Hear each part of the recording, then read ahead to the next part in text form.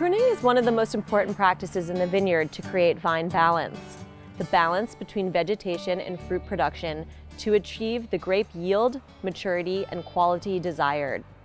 With too little vegetation, vines may not have the capacity to ripen the fruit, and with too much vegetation, the fruit can be shaded. The vine focuses on vegetative growth rather than fruit ripening, and again, the fruit can be perceived as underripe or dilute and green. Pruning also localizes the fruit into an area that will be easy to manipulate for sun exposure, disease control, and harvest. During winter, a vine has dormant buds located at the base of where every leaf had grown the prior season. These buds are potential growing points for the following season. If we do not prune, all of these buds will start to grow in the spring, and since there are so many of them, they will compete with one another and not grow vigorously. As a result, there will be lots of weak shoots and fruit everywhere. It will be hard to ripen the fruit, create uniform sun exposure, and control diseases.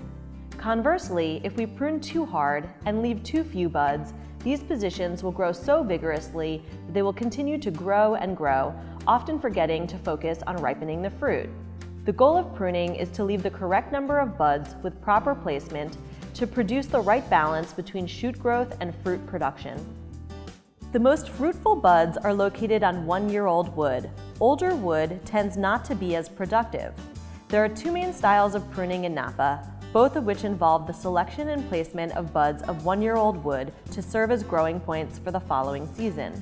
One style is called spur pruning, where short spurs of one-year-old wood are left, usually spaced out along a cordon, a permanent horizontal extension of the trunk along a fruiting wire. The other is cane pruning, where a longer cane of one-year-old wood is trained annually from the head of the vine onto the fruiting wire. The goal with cane pruning is to leave the correct sized cane to support the following season's production.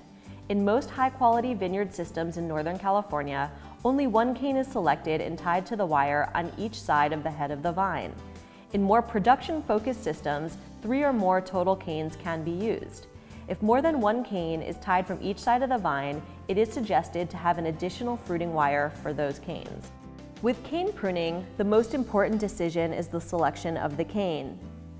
The cane should originate near the head of the vine and should be about the thickness of your little finger. If the cane is too thick and the buds are spaced too far apart, there will not be enough growing points for the following season. If the cane is too spindly, then there will not be enough vigor for the following season. The length of the cane depends on the vine spacing and the vigor of the site.